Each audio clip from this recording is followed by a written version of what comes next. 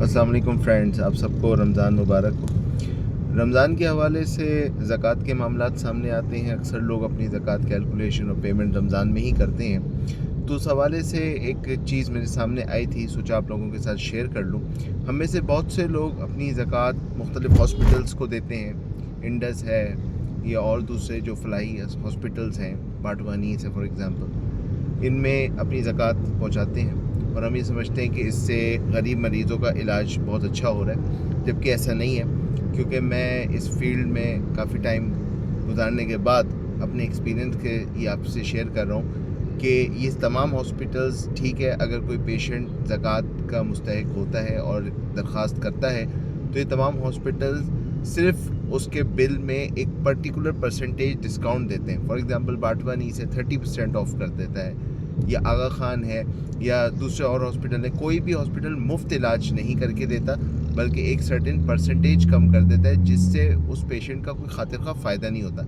क्योंकि वो लोग जो महीने के 50,000 40,000 कमाने वाले हैं, जब उनका कोई भी कॉम्प्लिकेटेड इशू आता है इलाज का, तो छोटे से छोटे हॉस्पिटल का बिल भी लाख रुपए से कम नहीं बनता, सिवाय चंद एक के जो कि बिल्कुल फ्री हैं, जैसे इंडस है, सिविल है। लेकिन यहाँ पर अगर कोई ट्रीटमेंट करानी हो तो उसके लिए महीनों की वेटिंग होती है। SIUT है, महीनों की वेटिंग होती है। तो किसी की भी कोई ट्रीटमेंट का अगर इशू निकलता है, अर्जेंट ट्रीटमेंट का, कोई सर्जरी का, तो उसके लिए उसको महीनों वेट करना होता है, जो कि प्रैक्टिकली एट टाइम पॉसिबल नहीं होता, अर्जेंसी की वजह से, इमरजेंसी की वजह से।